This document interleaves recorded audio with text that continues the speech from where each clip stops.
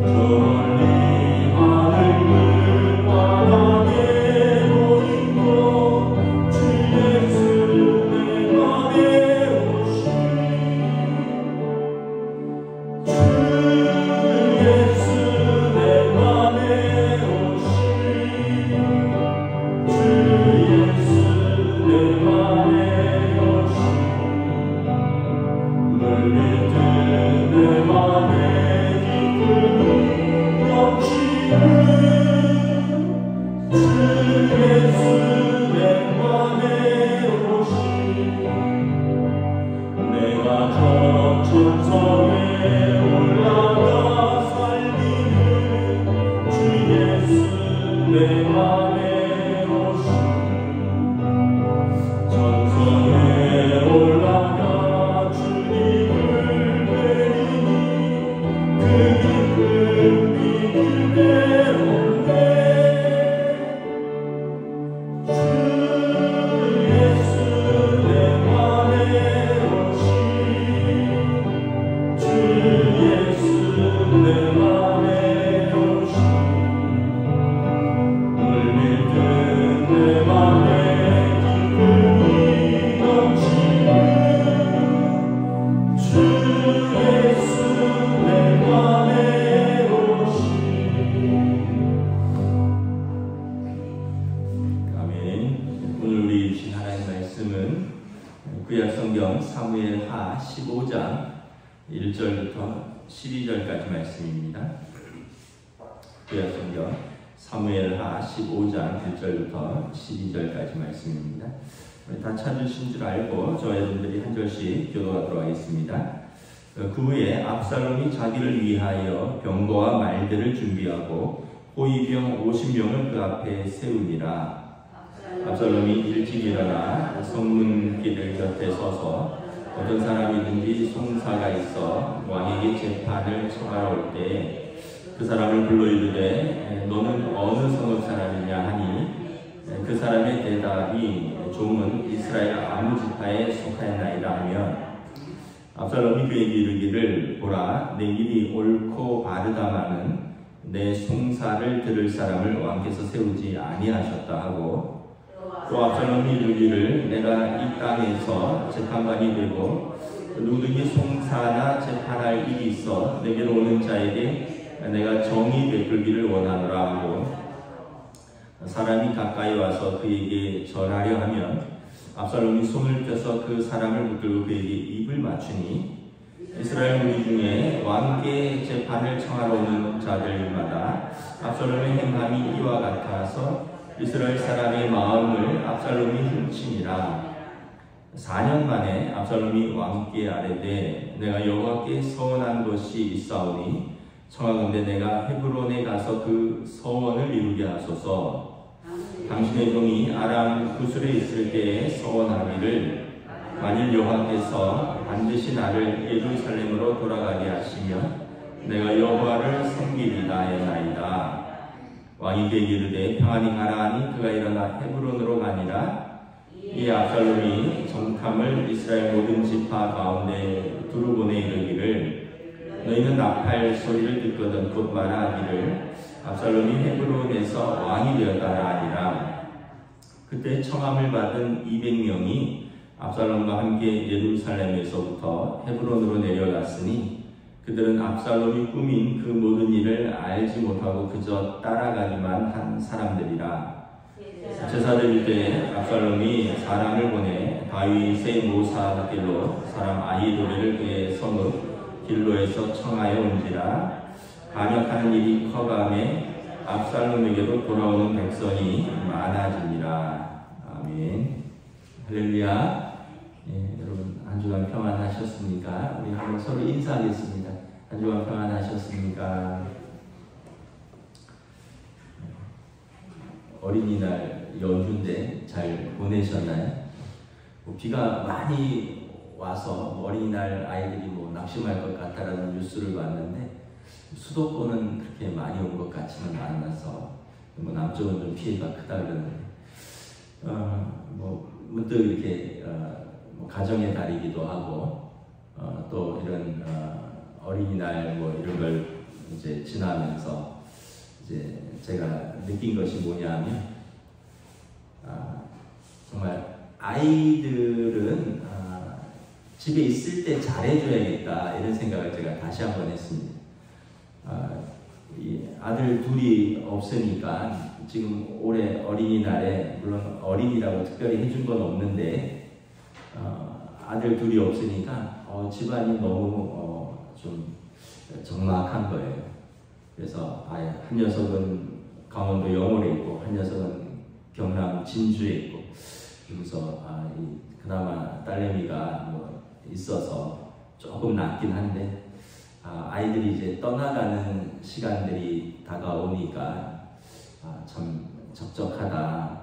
그래서 제가 이제 두 가지를 느꼈는데, 첫째는 뭐냐 하면 부모들에게 전화를 좀 잘 해야겠다 이런 생각을 다시 한번 했습니다. 왜냐하면 연휴가 되면, 주말이나 연휴가 되면 그래도 아이들이 군대에서 전화가 오는데, 어제 한 아이한테는 전화가 왔는데 한 아이한테는 전화가 안 왔어요. 우리가 전화할 수는 없거든요. 근데 한 녀석은 전화가 와서 이런저런 근황을 묻고, 축구하다가 발을 삐었다 뭐 이런 이야기도 듣고, 이제 저희 박 병장은 말년이라서 시간이 잘 안 간다 뭐 이런 이야기도 듣고 뭐 이러면서 안부를 물었는데, 우리 큰아들은 전화가 와야 되는데 전화가 안 왔어요. 그래서 전화기를 지금 못 받았나 보다. 어제 연휴인데도 비가 오는데도 훈련을 했나 뭐 이런저런 생각을 하고, 그러면서 문득 우리 부모님들한테 전화를 좀 잘 해야겠구나. 부모님들이 이렇게 때가 되면 자녀들의 전화를 기다리겠다 이런 생각을 다시 한번 해봤습니다. 사실 저도 전화를 그렇게 잘 하진 못합니다. 전화하는 게 그렇게 어려운 건 아닌데 일주일에 한두 번 정도밖에 전화를 못해요. 물론 이제 뵙는 거는 한 달에 한두 번 정도 뵙기는 하는데, 전화는 그게 좀 쉽지 않더라고요. 왜 그런지 모르겠는데, 그래서 여러분 자녀들에게 제가 이제 이번 어버이 주일에 설교할 때 부모님한테 전화 좀 잘 해라. 그게 큰 효도 중에 하나다 이런 생각을 제가 부모로서 자녀 전화를 기다리면서 좀 한번 생각을 해봤습니다. 두 번째는 뭐냐면 부부가 잘 지내야겠다. 아이들이 이렇게 없고 떠나가니까 할 게 없어요, 부부가. 그래서 저도 요즘 별로 뭘 하냐 이렇게 봤더니 그냥 집사람 옆에 바짝 붙어서 같이 TV를 보고 있더라고요. 저 원래 TV 잘 안 보는데 심심하니까 그냥 집사람 옆에서 뭐 땅콩 씹으면서 뭐 드라마 보고 뭐 영화 보고 이러고 있는데, 그러면서 또 한 가지 깨달은 것은 노년에 부부가 사이가 좋아야겠다. 그래야지 노년의 삶의 질을, 행복을 결정을 하겠다 이런 생각을 했습니다. 그래서 우리 집사님들 또 권사님들 또 장로님들 결국은 마지막까지 남는 사람은 부부입니다. 물론 먼저 돌아가신 분들, 혼자 계신 분들한테는 죄송하지만 여러분들 가장 가까이 있는 사람한테 가장 잘 하셔야 됩니다. 여러분들 가장 가까이 있는 사람하고 가장 친하게 지내셔야지 여러분들의 노년의 삶의 질이 결정될 것 같아요. 그리고 제가 요즘 자주 보는 영상 중에 하나가 개나 고양이 영상이거든요. 그래서 어제도 제가 그런 이야기 했어요. 애들 이제 다 출가하면 개를 한 마리 키워야겠다. 왜냐하면 영상 보니까 참 영특하더라고요, 개가. 그리고 그렇게 애교가 많고, 개나 고양이가 노년의 그 반려동물로서 어른들의 굉장한 위로가 될 수 있겠다, 친구가 될 수 있겠다 이런 생각을 제가 최근에 좀 하고 있습니다. 그래서 개 떠나보내거나 개 잃어버리거나 개 분양 보내거나 이러면서 막 울고 하는 분들의 마음을 예전엔 전혀 이해를 못했거든요. 근데 이제는 좀 이해가 되겠더라고요. 키우던 개가 죽거나 개가 이제 분양 보내거나 잃어버리거나 하면 그 마음이 어떨까, 제가 그런 마음도 좀 들더라고요. 그래서 참 사람은 결국은 외로운 게 참 제일 힘들구나 이 생각을 다시 한번 해봤습니다. 그래서 다시 한번 가정의 달에 여러분들 가족들을 소중히 여기시고, 또 부모님들이 참 외로울 것 같아요. 노년에 활동도 없으시고 경제력도 많이 거의 떨어지셨고, 거기에 자녀들이 자기 삶이 바빠서 잘 못 찾는데 전화도 좀 없고 몸은 아프고 적적하고 이러면 부모님들을 자녀들이 좀 마음으로라도 좀 돌봐야 되지 않겠는가 이런 생각을 요즘 좀 해보고 있습니다. 여러분들 가정을 좀 잘 돌보시기를, 거기가 여러분들의 성소입니다. 여러분들의 가정을 잘 돌보시기를 축복합니다. 마음을 쏟으셔야 마음을 쏟고 그리고 시간을 쏟고 물질을 쏟는 거죠. 자, 오늘은 이제 압살롬에 관한 이야기입니다. 다윗 왕의 아들 중에서 참 걸출한 아들인데 이 압살롬이 결국은 이제 끝이 좋지 못합니다. 시작은 참 좋았던 사람입니다. 압살롬은 어떤 사람인가? 타고나기를 아주 준수한 외모를 가졌습니다. 여러분 사무엘하 14장 25절 26절 한번 읽어볼까요? 사무엘하 14장 25절 26절 시작. 온 이스라엘 가운데에서 압살롬같이 아름다움으로 크게 칭찬받는 자가 없었으니 그는 발바닥부터 정수리까지 흠이 없습니다. 그의 머리털이 무거움으로 연말마다 깎았으며 그의 머리털을 깎을 때 그것을 바라본즉 그의 머리털이 왕의 저울로 200세겔이더라. 여기 보면 발바닥부터 정수리까지 머리끝에서부터 발바닥까지 흠이 없이 잘생겼다는 거죠. 얼마나 아름다운지 온 이스라엘의 칭송을 받았다는 거죠. 26절에 보면 이제 유대인들은 머리카락을 또 남자들도 이렇게 기르고 또 그런데 그의 머리털이 연말마다 한 번씩 깎는데 머리털을 깎을 때 그것을 달아본즉 머리칼이 왕의 저울로 200세겔이었더라. 200세겔은 얼마냐면 2.5kg입니다. 2.5kg. 그럼 머리카락을 깎았는데 머리카락의 무게가 2.5kg래요. 그러니까 얼마나 머리도 풍성하고 잘생기고 그런지 알 수 있죠. 준수한 외모를 가지고 태어나는 것도 사실은 복이죠. 사실 연예인들 이렇게 보면 저 사람은 그냥 타고나기를 예쁘게 태어나고 타고나기를 잘생겨서 그냥 그걸로 평생 먹고 사는구나 하는 사람들이 있는 것 같아요. 왜냐하면 그 사람들이 물론 이제 연기도 하고 다른 노력도 하겠지만 일단은 시작은 타고난 외모거든요. 훤칠한 키라든가 뭐 예쁜 얼굴 또 타고나게 잘생긴 그걸로 그게 자산이 되는 거죠. 성경에 보면 이런 준수한 외모를 가진 사람들이 있습니다. 사울이 그랬죠. 사울 왕이 청년 때 그가 왕이 되기 전에 그가 이스라엘에서 가장 준수한 사람 중에 한 명이었습니다. 또 하나는 다윗 왕의 큰형이죠. 이새의 아들에게 사무엘이 기름 부으러 갔을 때 엘리압을 본즉 그가 마음에 이르기를 하나님께서 기름 세우신 자라. 하나님께서 그의 외모를 보지 말라. 내가 그를 버렸노라. 그렇게 이야기했죠. 그래서 다윗 왕의 큰형 엘리압 또 사무엘이 볼 때 사울 왕의 뒤를 이어서 왕이 될 사람은 이 사람이구나. 압살롬도 그랬다는 거죠. 압살롬도 사람들이 볼 때 마음에 큰 호감이 일어나는 그런 준수한 외모를 가졌다는 거죠. 예전에 TV에서 한번 실험을 한 적이 있습니다. 한 5살, 6살, 4살, 5살, 6살 아이들 있잖아요. 유치원 아이들한테 선생님들을 이렇게 보여주는 거예요. 그리고 어느 선생님이 좋은지 동그라미를 치라고 했어요. 그래서 어떤 선생님들을 보여줬냐면 젊고 예쁘고 이제 아마 미스겠죠. 시집 안 간 젊고 예쁜 선생님들을 보여주고요. 그 다음에는 이제 나이 들고 별로 안 꾸민 아줌마나 할머니 선생님 보여주고 아이들한테 누가 좋은지 동그라미 치라고 했어요. 아이들 누가 했을까요? 거의 95%가 다 젊고 예쁜 아이들도 처음 봐도 젊고 예쁜 선생님한테 동그라미를 쳤다는 거죠.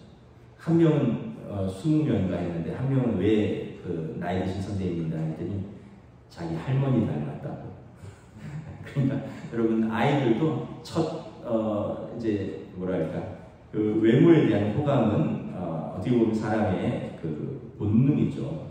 근데 안타깝게도 압살롬의 내면은 외면처럼 아름답지 못했습니다. 우리가 잘 알다시피 계속해서 다룰 건데 굉장히 폭력적이고 잔인했고 또 교만했고 교활했고 결국은 아버지에게 불효했고 왕에게 반역하는 그런 아들이었습니다. 그런 신하였습니다. 결국 우리가 깨닫는 것은 외모는 큰 자산이죠. 그런데 시간이 갈수록 우리의 외모는 후퇴하지만 우리의 내면을 아름답게 가꿔야 된다. 내면을 아름답게 가꾸면 여러분 어떻게 하겠어요? 우리가 뭐 연세 드시면 다 외모의 평준화가 일어나죠. 젊었을 때 아무리 멋있고 아무리 예뻐도 여러분 뭐 60 넘어가시고 70 넘어가시면 다 뭐 그저 그런 할아버지 할머니가 되는 겁니다. 그런데 그 마음이 아름다우면 여러분 여전히 매력이 있죠. 아니 더 갈수록 매력이 있죠.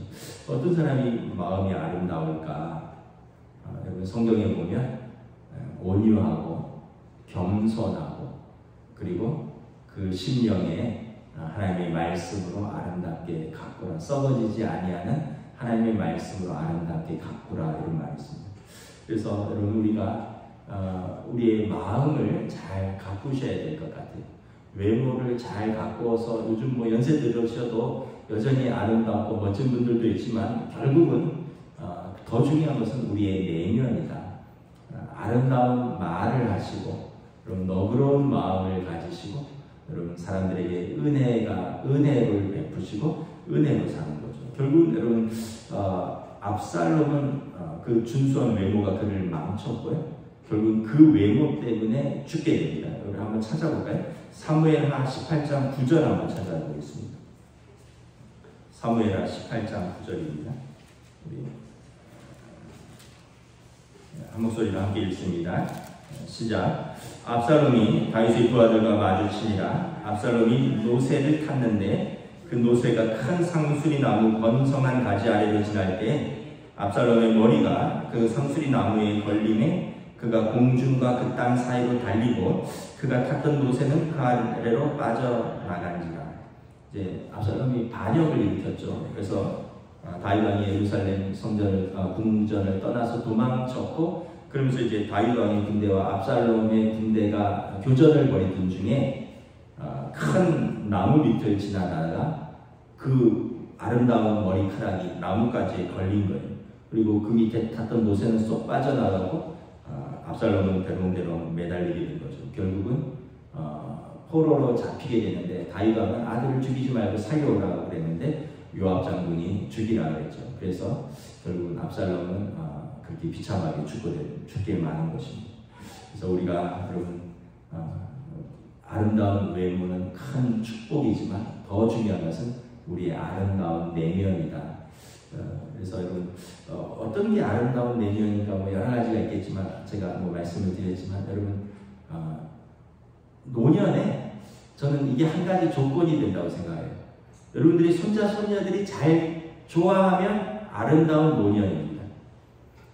할아버지 할머니를 우리 손자 손녀들이 좋아하면 아름다운 노년이에요. 왜냐하면 그 얘기는 뭐냐면 사실은 우리 자녀들의 자녀들에게 잘한다는 얘기거든요.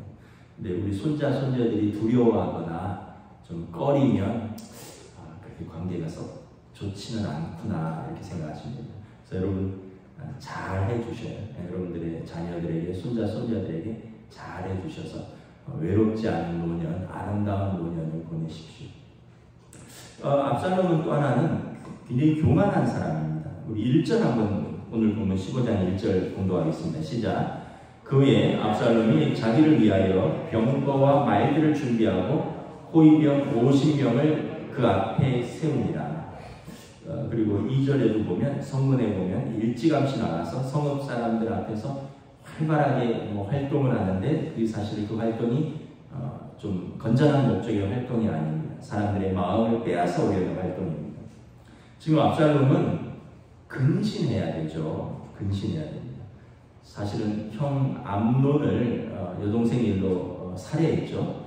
그리고 어머니의 고향으로 도망갔다가 아버지가 이제 용서해서 3년 만에 예루살렘으로 돌아왔습니다. 그리고 자기 성읍에 머무르면서 근신해야 되는데 1절에 보면 자기를 위하여 병거와 말들을 준비하고 호위병 50명을 그 앞에 세우고 그러니까 이제 왕자로서 또 자기를 위해서 사병을 키우면서 그리고 2절에 보면 성문 앞에 나가서 성문 앞은 유대인들은 그 앞에서 재판도 이루어지고 그 앞에서 거래도 이루어지고 그 앞에서 약속도 잡고 하는 그런 곳이거든요. 그러니까 사람들을 부지런히 만납니다.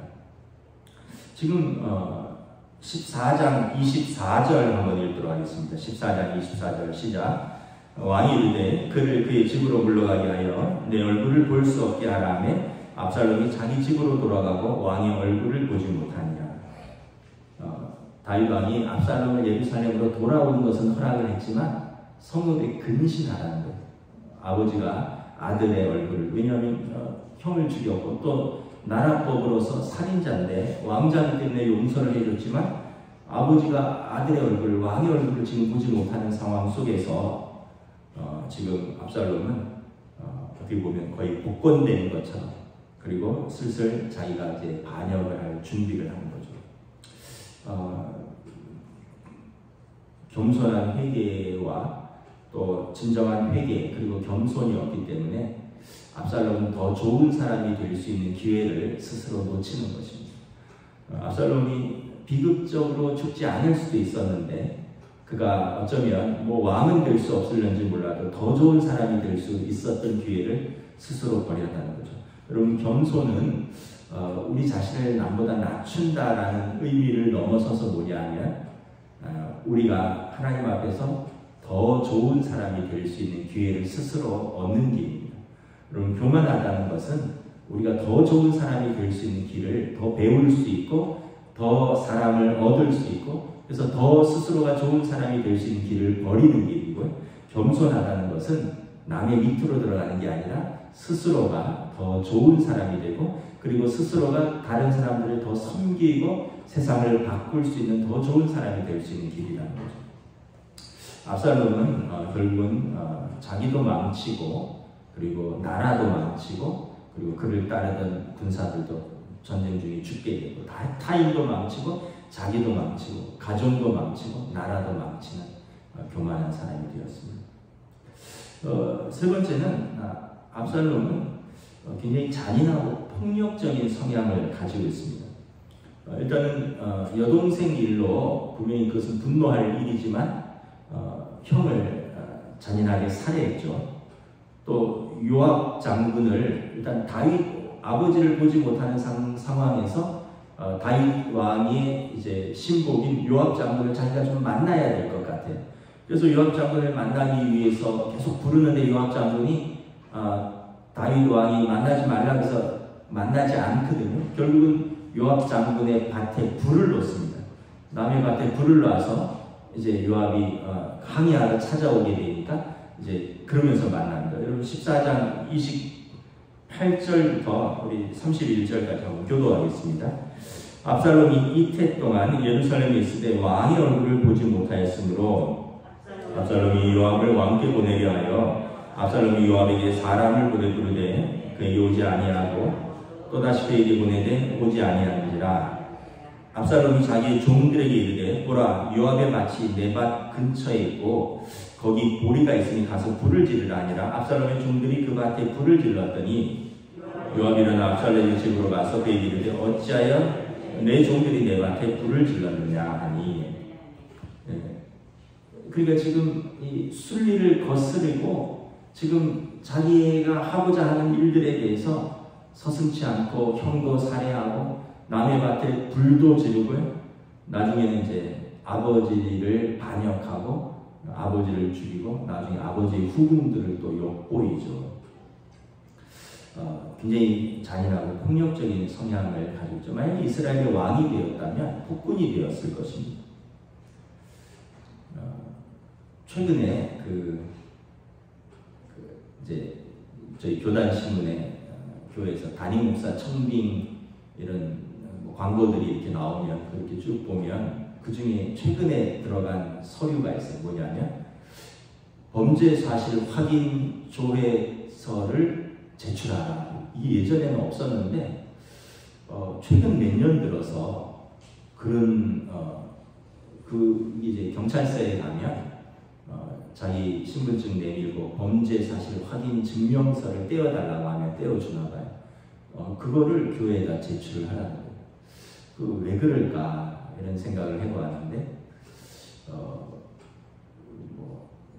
목회자들 중에서도 어떤 사람은 사기 혐의도 있고 어떤 사람은 폭력 전과도 있고 어떤 사람은 절도 전과도 있고 뭐 그런가 봐요. 그러니까 이제 참 굉장히 슬픈 일이고 그런 소리까지 내야 되나 좀 저는 이제 이해 안 가는 소리가 두 가지 있는데 하나는 뭐냐면 대학원 성적 증명서 내라는 교회하고 범죄 사실 확인 증명서 내라는 처음에 이 두 가지가 이해가 안 갔는데 범죄 사실 확인 증명서는 좀 이해는 가는 측면이 있습니다.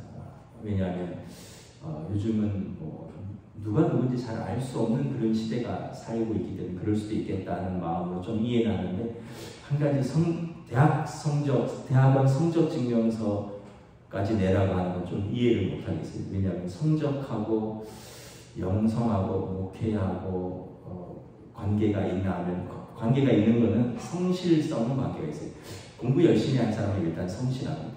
자기 공부를 열심히 했다는 건 성실하다는 증거고요. 또 한편으로는 공부 열심히 한 사람은 그것만 했을 수 있어요. 대인관계라든지 또 어떤 봉사활동이라든지 이런 것은 또 원활치가 않을 수 있어요. 그냥 자기 것만 한 거예요. 그러니까 좀 이기적일 수 있고요. 뭐 두루두루 뭐 제가 꼭 지금 극단적인 얘기를 하는 건데 근데 그거랑 목회랑 하고 조금 좀 잘 이해가 안 가는 게 있어요. 근데 저는 이제 이런 생각을 해봐요. 결혼할 때 사위 며느리들에게 범죄 사실 확인 증명서 갖고 와라 좀 과할 수 있겠는데 왜냐하면 여러분 정말 내 사랑하는 아들, 내 사랑하는 딸과 결혼을 하는데 어떤 사람인지 알 수가 없잖아요.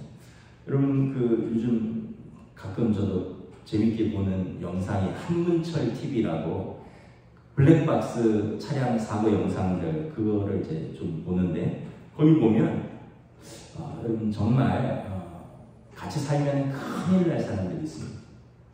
남의 차를 때려 부수고요.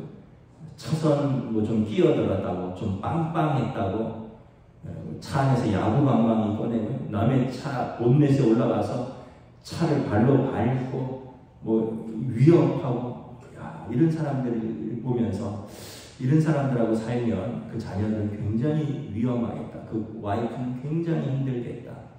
뭐 여자분들도 이런 마찬가지. 여자분들도 여러분 뭐 돈으로 사고 치고 또 뭐 이런저런 사기 혐의도 있고요. 뭐 참 그래서 어떤 보면 참 안전하지 않은 시대다. 네, 여러분 항상 깨달은 것은 뭐냐면 내가 스스로를 망치는 길이라는 거죠. 압살롬은 말씀드렸다시피 형을 죽였죠. 그리고 아버지를 반역을 합니다. 그리고 아버지의 군사들과 싸웁니다. 결국 자기도 죽게 되고 자기 백성들도 죽이게 되고 자기의 절제하지 못하고 자기의 분수 넘고 그런 잔인하고 폭력적이고 이런 교만한 것이 모든 사람들을 파괴하게 된다는 거죠. 그래서 여러분 특별히 여러분 가정에서 여러분 식구들을 잘 돌본다는 의미는 뭐냐 하면 너그럽게 대한다는 뜻입니다. 너그럽게 대한다. 가족들에게 자녀들에게 너그럽게 대하는 겁니다. 부인에게 남편에게 여러분 따뜻하게 대하는 겁니다. 부모에게 여러분 이제 은혜롭게 대하는 것입니다. 여러분 그럴 때 여러분들의 가정을 평화롭게 지킬 수 있습니다. 자기 가족에게 함부로 하면 여러분 자기 가족을 절대 지킬 수가 없습니다. 압살롬 또 보면 아주 굉장히 주도 면밀하고 교활한 사람입니다. 우리 2절부터 우리 5절 한번 교독하도록 하겠습니다. 시작. 압살롬이 일찍이 일어나 성문 길 곁에 서서 어떤 사람이든지 송사가 있어 왕에게 재판을 청하러 올 때에 그 사람을 불러 이르되 너는 어느 성읍 사람이냐 하니 그 사람의 대답이 종은 이스라엘 아무 지파에 속하였나이다 하면 압살롬이 그에게 이르기를 보라 내 일이 옳고 바르다마는 내 송사를 들을 사람을 왕께서 세우지 아니하셨다 하고 또 압살롬이 이르기를 내가 이 땅에서 재판관이 되고 누구든지 송사나 재판할 일이 있어 내게로 오는 자에게 내가 정의 베풀기를 원하노라 하고 사람이 가까이 와서 그에게 절하려 하면 압살롬이 손을 펴서 그 사람을 붙들고 그에게 입을 맞추니 함께 있습니다.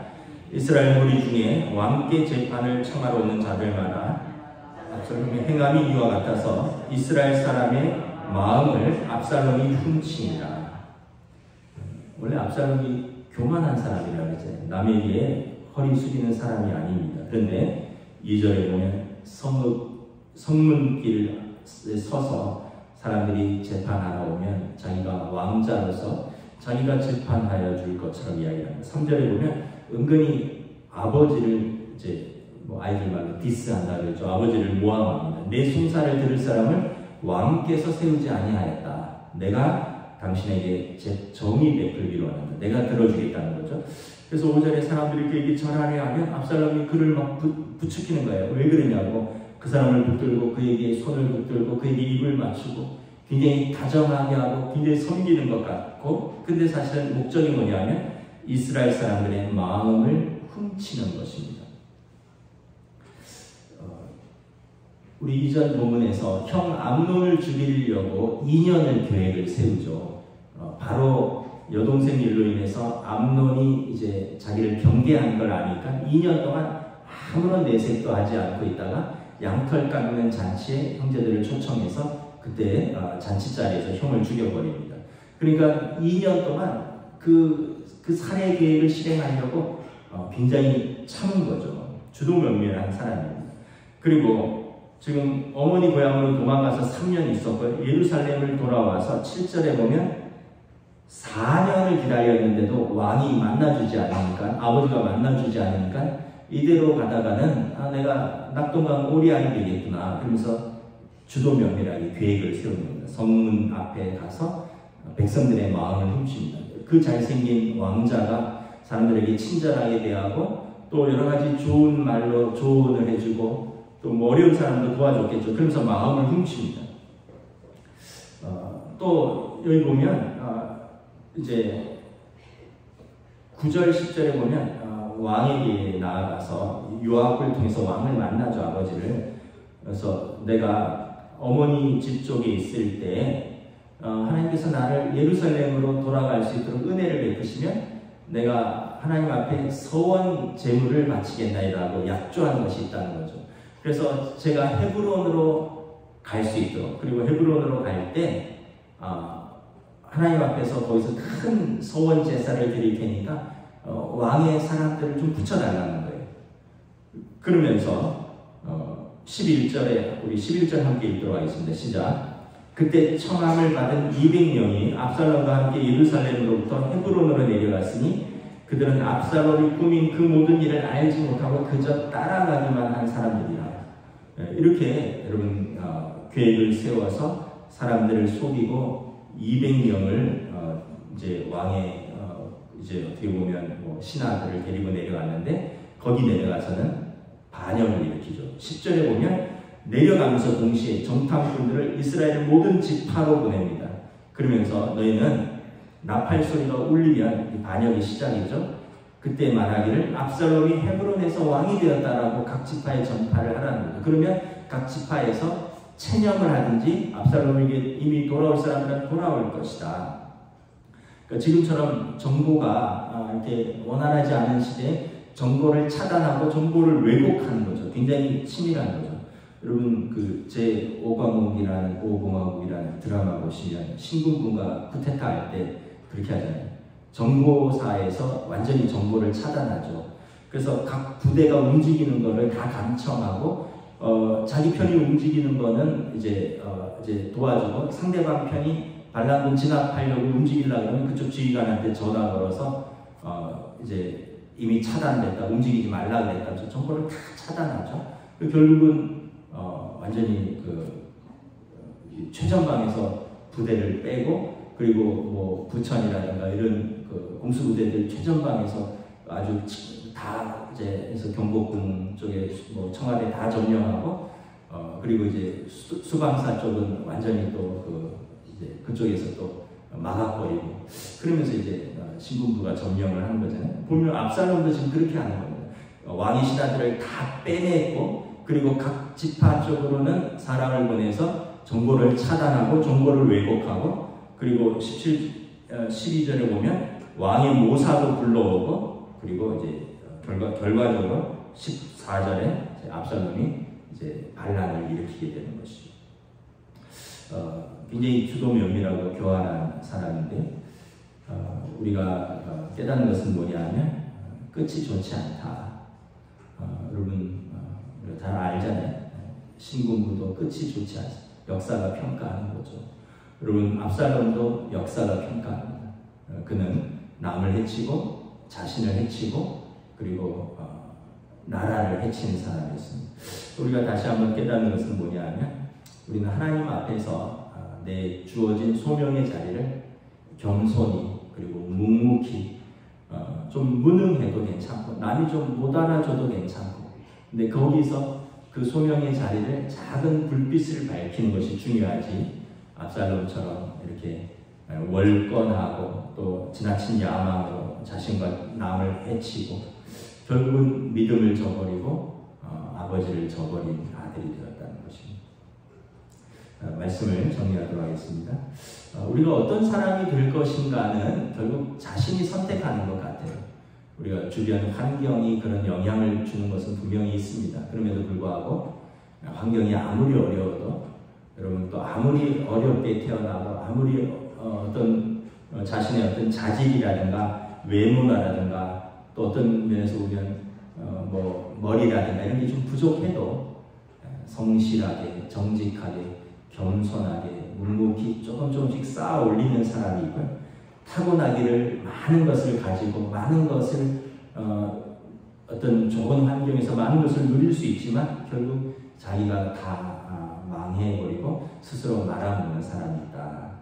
그래서 저와 여러분들은 어떤 사람이 될 것인가? 여러분 늦은 것은 없습니다. 오늘부터라도 우리가 하나님 앞에서 믿음으로 쌓는 거죠. 우리가 성실로 쌓고 겸손으로 쌓고 믿음으로 쌓고 좋은 성품을 쌓는 것입니다. 제가 이렇게 말씀을 드렸지만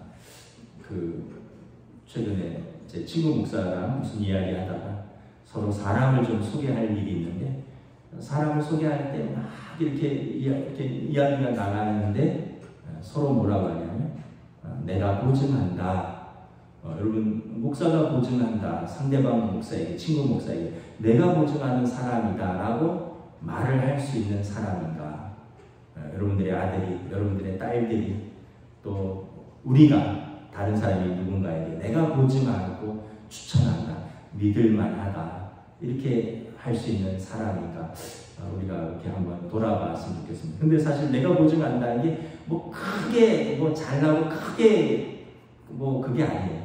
그 사람의 진실성을 보는 거죠. 그냥 그 사람의 됨됨이 하나만을 보증하는 겁니다. 뭐 그 사람의 뭐 학력, 재산, 능력 이런 게 아니라 그 사람의 됨됨이를 내가 보증한다. 그 사람의 믿음을 보증한다. 이런 것입니다. 여러분 우리가 우리 자녀들을 어떻게 키워야 할까? 다시 한번 우리 아이들의 됨됨이를 우리 아이들의 믿음을 우리 부모들이 잘 세워줄 수 있기를 원합니다. 나머지는 하나님께서 채워주실 것입니다. 우리 부모는 그걸 감당할 것입니다. 그리고 저와 여러분들도 우리가 다른 사람들 앞에서 다른 거 몰라도 사람이 성실하다, 사람이 따뜻하다, 사람이 뭐랄까 우리가 함께 있어도 괜찮다. 그냥 그거 하나만 인정받으면 우리가 크게 실패하지는 않은 것 같습니다. 저와 여러분들이 큰 성공하면 좋겠지만 이미 큰 성공하기에는 늦은 날이고요. 여러분 우리 자녀들에게도 너무 그런 걸 기대하지 마시고 우리가 하나님 앞에서 사람 앞에서 하나님을 경외하고 다른 사람들에게 좋은 평가를 받는 사람이 되면 그게 성공한 사람인 줄 믿습니다. 기도하겠습니다. 하나님 아버지 말씀을 통해서 다시 한번 우리가 나는 어떤 사람이 될 것인가를 돌아봅니다. 어떤 면에서 보면 다윗 왕은 여러 가지 어려운 환경 속에서 태어나고 자라고 또 계속해서 고난과 어려움을 겪었지만 하나님을 경외하고 자기에게 주신 사람들에 대해서 신실했고 자기에게 주신 사람들을 끝까지 사랑하는 그 하나님께서 그를 향하여 하나님 마음이 합한 사람이라고 말씀하셨습니다. 그러나 압살롬은 태어나기를 왕자로 태어났고 이스라엘 중에 가장 잘난 사람으로 태어났고 머리도 좋았고 또 나름대로 치밀하고 계획도 있었지만 결국 그는 교만했고 잔인했고 자신의 야망으로 인해서 자신과 또 가족과 나라를 무너뜨린 사람이 되었습니다. 우리가 다시 한번 우리가 어떤 사람이 될 것인가 스스로 돌아볼 수 있기를 원합니다. 그리고 또 가정의 날을 맞이하면서 우리에게 주신 가정을 우리가 어떻게 섬길까 다시 한번 또 돌아볼 수 있기를 원합니다. 또 우리 자녀들을 어떻게 우리가 양육할까, 우리의 지혜가 없고 능력도 부족하지만 하나님 아버지께 맡길 수 있기를 원합니다. 우리 자녀들이 하나님을 경외하면 하나님께서 그의 안에 계신 성령님께서 그를 진리 가운데로 인도하여 주실 줄 믿습니다. 다시 한번 사랑하는 우리 모든 성도들의 가정에 그리고 우리들의 모든 삶에 하나님 은혜를 베풀어 주시옵소서. 감사를 드리오며 우리 주 예수 그리스도의 이름으로 기도드리옵나이다. 아멘. 하늘에 계신 우리 아버지의 이름을 거룩하게 하시며 아버지의 나라가 오게 하시며 아버지의 뜻이 하늘에서와 같이 땅에서도 이루어지게 하소서. 오늘 우리 일용할 양식을 주시고 우리가 우리에게 잘못한 사람을 용서하여 준 것 같이 우리 죄를 용서하여 주시고 우리를 시험에 빠지지 않게 하시고 악에서 구하소서. 나라와 권능과 영광이 영원히 아버지의 것입니다. 아멘.